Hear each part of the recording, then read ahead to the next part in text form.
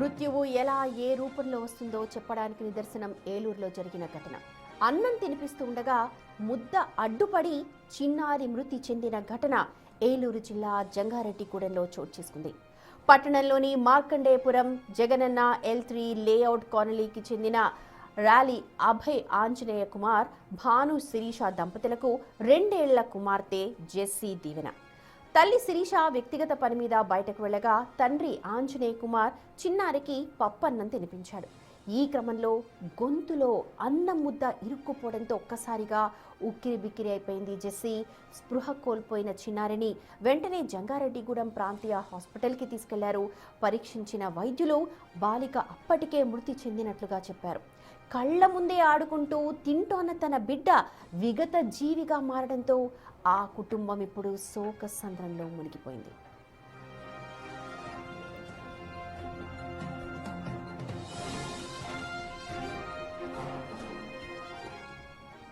ఏలూరు జిల్లా జంగారెడ్డిగూడెంలో విషాదం చోటు చేసుకుంది.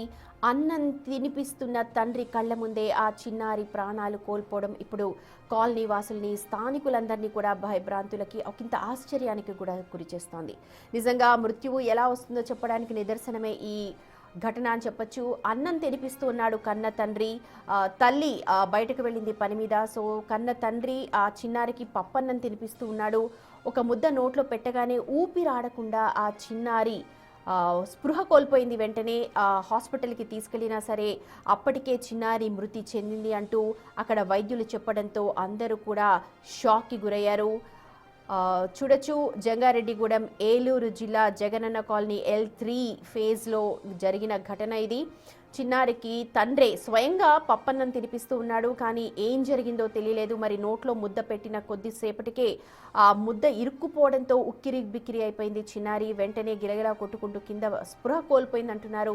హాస్పిటల్కి తీసుకెళ్లే లోపే చిన్నారి జెస్సీ మృతి చెందింది ఇప్పటికే, తీసుకొచ్చేటప్పటికే అని చెప్పి పోలీసులు, అక్కడ వైద్య అధికారులు నిర్ధారించినట్టుగా తెలుస్తోంది.